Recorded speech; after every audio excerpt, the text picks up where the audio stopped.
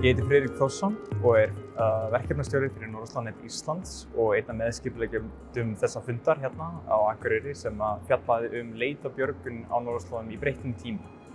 Öryggismálefni eru í brennidepli upp á síðkastið og ekki af ástæðulausu. Það eru miklar breytingar sem hafa átt sér stað, bæði hvað varðar umhverfið og sem þá alþjóðlega pólitík. Við tölum skjöld en hvað er verið að verja meðal annars þá það mannfólki, það viðbragðsgeta gegn hamförum á svæðum sem að sjá mikið meiri umferð til dæmis. Í erindum mínu í dag þá var ég að velta upp mögulegum siglingaleiðum á norðurslóðum. Hvaða siglingaleiðir munu mögulega opnast eftir því sem íshellan á norðurskautinu hopar. Mögulega samvinnu Kína og Rússlands í þróun henni. Ótryggt ástand í heiminum gæti orðið til þess að þessar torfæru siglingaleiðir verði verðmætari en áður.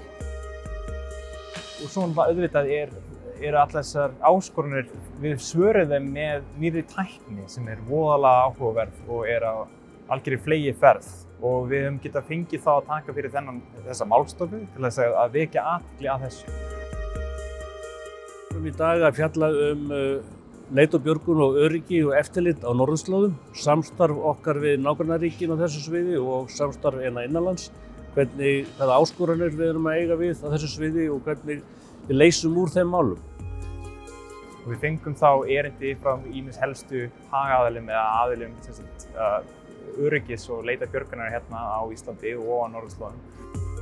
Ég var með erindi hlutverk Slysavarnafélagsins Landsbjargar sem eru 100 ára gömul samtök sem gegna lykilhlutverki í leit og björgun á norðurslóðum. Og meðal annars með inputi í upptökuformi frá öðrum aðilum frá útlöndum og þá erum við að tala Tore Hangset frá Norður-Noregi í Bodø sem sér þar leit og björgun og hefur verið miklu samstarfi við okkur hér á Íslandi. Kathy Njánki og hún yfir Landhelgisgæslu Kanada og síðan eitt voða tímalegt og það var frá Antonio Rolla sem sagði frá þessum nýja gervihnetta-verkefni sem nú í dag Ísland aðili að og mun sannarlega umbreyta þá getu okkar til að vakta og vernda okkar svæði hérna. Mjög þarft og mikilvægt að ræða þessi mál og skerpa á hlutverki okkar og skyldum. Umræðan var fagleg og markviss. Mikilvægt að aðilar komi saman með ólík sjónarmið og ræði málin og spái fyrir framtíðina.